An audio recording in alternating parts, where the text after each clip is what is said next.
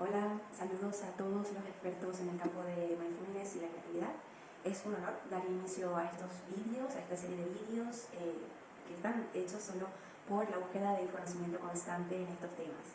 A lo largo de esta serie de vídeos, donde también hablaremos de otros temas como las metáforas, los rituales y los recursos sonoros, no solamente exploraremos cómo estos temas están entrelazados y que se complementan entre sí, sino también cómo pueden aplicarse de manera innovadora en nuestras vidas de diferentes maneras. Así que agradezco sinceramente la promoción del pensamiento crítico en la innovación y les invito a que me acompañen juntos a este emocionante viaje de exploración e inspiración. Comencemos. Veamos un poco qué es el mindfulness. El mindfulness es una práctica de atención plena y consciente en el momento presente, ¿vale? Sin juzgar los pensamientos o emociones que estés teniendo en ese momento. Se utiliza para reducir el estrés, mejorar el enfoque mental y cultivar la claridad emocional. Del mindfulness, que es definido por el autor Jon Kabat-Zinn como la adaptación de una actitud particular de prestar atención al presente instante tras instante, de manera intencional, con aceptación y sin juicio, que es como el eslogan del mindfulness, ¿no? Estar presente y sin juzgar aquellos pensamientos o emociones que estés presentando en ese momento. Entonces nace la integración de dos diferentes disciplinas, que es la psicoterapia y la meditación. Y estas disciplinas llegan a algunas conclusiones, como la psicoterapia indica que la meditación no es lo suficientemente profunda como para abordar traumas o heridas emocionales o momentos difíciles, ¿no?, del paciente. Y la meditación concluye que la psicoterapia no alcanza la profundidad existencial en la búsqueda del sentido profundo del ser humano en la vida. Entonces, en la actualidad se pretende una integración, que es lo que logra el mindfulness. Logra integrar. En la actualidad se pretende una integración, que es lo que logra el mindfulness con su visión laica del budismo. Y la integración supone, entre otras cosas, que la meditación haya sido sometida a investigación científica y así han proliferado los estudios que han llevado a cabo con personas que tienen una práctica continua en la meditación. En 2011, los autores Simon y Herman publican un manual práctico de mindfulness e indican dos instrucciones. La primera, que es la instrucción fundamental, que es mantener la atención en lo inmediato mientras meditas, y la instrucción actitudinal, que es prestar atención a tu propia experiencia con curiosidad. Entonces, a grosso modo, podemos decir que la integración entre la meditación y la psicología es posible y además es eficaz. El término mindless hace referencia a piloto automático, que es lo contrario a la atención plena. Hace referencia a una mente vacía, que es el modo que tenemos la mayoría de personas de funcionar cotidianamente. En general, las personas prestan atención a la novedad o mientras aprenden algo nuevo.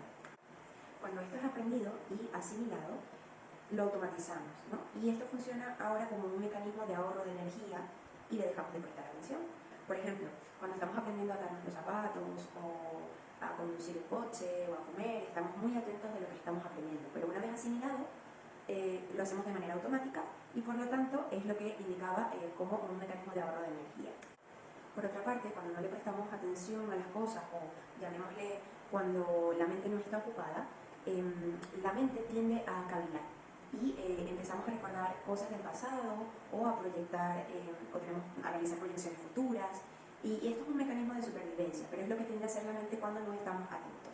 Pero estos mecanismos, tanto de ahorro de energía como la tendencia a la cavilación, además de tener un sentido adaptativo, también son responsables de aumentar nuestro sufrimiento. Eckhart Tolle nos dice que la conciencia es intrínsecamente poderosa y la atención, que es la conciencia centrada, es todavía más poderosa. Cada momento de conciencia tiene a su vez una repercusión en nuestras creencias, nuestros sentimientos y nuestros comportamientos posteriores.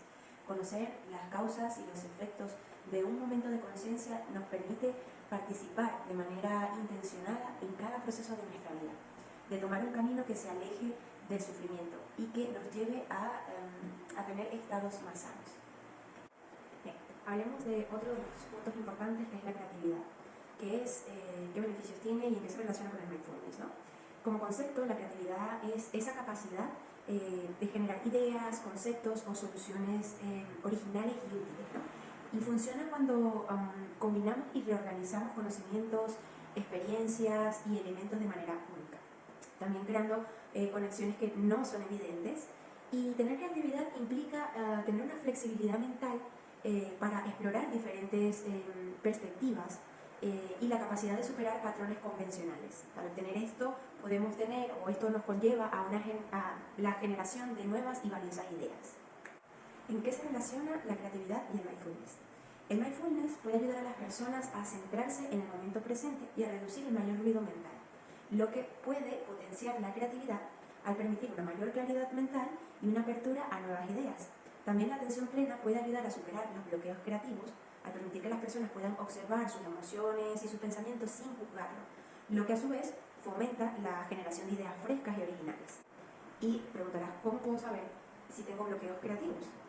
Dentro de los obstáculos más comunes están cuando tenemos la incapacidad de cambiar nuestras respuestas estereotipadas. También cuando tenemos la incapacidad de adaptar nuestras formas de percepción.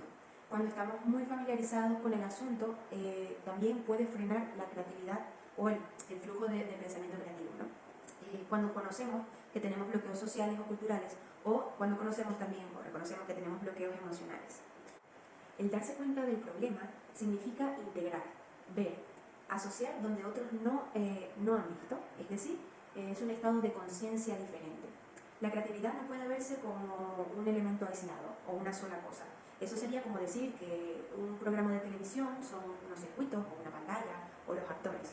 Y no, es mucho más que eso. Igualmente la creatividad. Porque esta radica en las personas y existe en un contexto. En otras palabras, al pretender desarrollar la creatividad es necesario considerar que la creatividad, no es un elemento aislado, como ya lo mencionábamos, sino que hábitos, creencias, destrezas y el entorno social, entre muchas otras cosas, están interviniendo en lo que se denomina la creatividad. Y es probable que el desarrollo de la conciencia o el darse cuenta sea una variable independiente relacionada con la capacidad creativa. ¿Cómo nos ayuda entonces el mindfulness y la creatividad?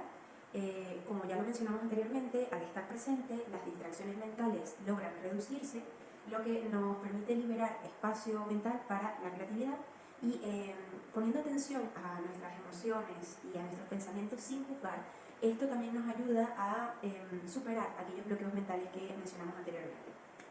Bien, avancemos un poco con el tema de las metáforas o la función simbólica y qué relación también tiene con la creatividad. Como concepto, la función simbólica es la capacidad de hacer que una cosa, objeto, una palabra sustituya o represente alguna otra cosa, ¿no? Las metáforas son una forma creativa de comunicación que involucra comparar dos elementos aparentemente diferentes para transmitir un significado más profundo, donde también la creatividad es esencial para crear y comprender metáforas efectivas.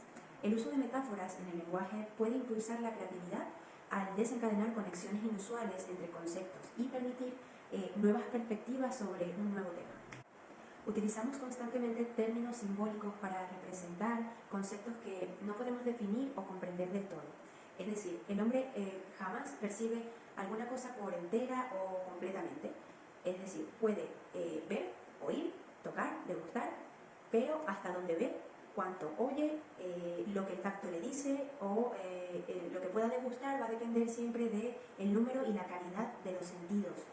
Los sentidos limitan la percepción del mundo que nos rodea y además incorpora aspectos de manera inconsciente. Es un hecho que nuestros sentidos reaccionan ante fenómenos reales, que son los visuales, los sonoros, los gustativos, los táctiles, y esta información es trasladada desde la realidad a la mente, donde se convierten luego en sucesos psíquicos, cuya naturaleza última no podemos conocer. Pero el lenguaje simbólico es un recurso que se esconde detrás de la sencillez de los cuentos y que se utiliza para explicar problemas, etapas o hechos mediante símbolos o imágenes que van dirigidas directamente al inconsciente humano, ¿no? A esos sucesos psíquicos que mencionaba anteriormente. Y esto les da alternativas y posibilidades para el cambio, para que ellos puedan, desde la narrativa del lenguaje simbólico, la metáfora, puedan ver esa historia desde fuera, ¿no? Y gracias a este lenguaje específico, tanto niños como adultos pueden ver expresadas en esa historia, en ese cuento, sus inquietudes y sus anhelos y pueden sentirse identificados con este lenguaje simbólico y procesarlo, ¿no? Pueden incluso identificarse y de esta manera evolucionar dependiendo de lo que realicen, ¿no? La terapia o en aquello que estén trabajando. Para esto utilizamos la metáfora o el lenguaje simbólico. Bien, hemos visto cómo se relaciona la función simbólica y la metáfora con la creatividad. Pero ahora, ¿cómo se relaciona con el mindfulness o qué beneficios podemos obtener del lenguaje simbólico a través del mindfulness? El mindfulness, que implica la observación sin juicio de los pensamientos y las emociones, esta misma actitud se puede aplicar a la interpretación de las metáforas, permitiendo una comprensión más profunda y simbólica de su significado. También, al practicar el mindfulness, las personas pueden explorar la conexión entre las metáforas y sus propias experiencias personales, lo que puede enriquecer la comprensión de las metáforas utilizadas en la comunicación. Bien, sigamos con el siguiente punto, que son los rituales o la ritualización. Y según el autor Piaget, la ritualización o el ritual consiste en una reproducción de una secuencia de actividad, siguiendo todos los pasos, únicamente con el objetivo de cumplimentar estos pasos y no al servicio de buscar variaciones sobre un resultado final. ¿En qué relacionamos entonces el ritual y las metáforas o el lenguaje simbólico? Los rituales a menudo incorporan metáforas simbólicas para transmitir el significado y los valores de ese ritual. Por ejemplo, en ceremonias religiosas o culturales, las metáforas pueden ser una parte fundamental en los rituales. También las metáforas utilizadas en los rituales pueden ayudar a las personas a comprender y asimilar conceptos abstractos y profundos que tienen los rituales y proporciona un marco más simbólico para la experiencia. ¿Y en qué nos beneficia el mindfulness en la ritualización? ¿No?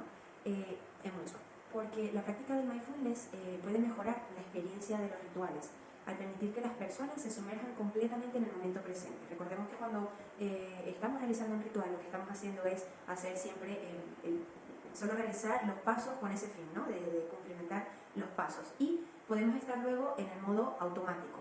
Y esto nos ayuda, el mindfulness nos ayuda a sumergirnos completamente en el momento presente y dejar ese piloto automático, esos rituales que estamos realizando, nos ayuda a enfocarnos en el momento presente, en qué paso estamos dando, cuál es el siguiente, y esto logra aumentar la conexión emocional y el significado de los rituales. Al aplicar mindfulness a los rituales, las personas pueden experimentar cada detalle con mayor conciencia, lo que puede llevar a una comprensión más profunda de los símbolos y los significados detrás de los rituales. Bien, abordemos el último punto, que serían los recursos sonoros o la musicoterapia. Y bueno, está de más decir que la música y los sonidos se consideran un elemento fundamental en la terapia, ya que lo utilizamos para producir cambios tanto internos como externos en la persona, y nos ayuda también a crear una alianza con la persona, que nos ayuda a que los contenidos partan y residan siempre desde el expresante, desde el paciente como tal. Hay un autor, Benenson, que nos dice que utiliza la utilización de la música para establecer una relación entre el usuario y el terapeuta, para así mejorar la calidad de vida del usuario, y es exactamente lo que hacemos con los recursos sonoros en terapia, ¿no? Hay otro autor, Campos et al, en 2008, que menciona que existe una relación funcional entre la música y la conducta, y es totalmente cierto. Hay muchos estudios sobre estos. Continúa diciendo que se utiliza la música con la finalidad de aumentar o modificar las conductas adaptativas y eliminar o reducir aquellas que no lo son. Veamos los efectos. La música tiene un poder terapéutico muy poderoso, ya que no solo actúa en un área, sino que es capaz de ejercer un efecto simultáneamente en todas las áreas de la persona y producir cambios.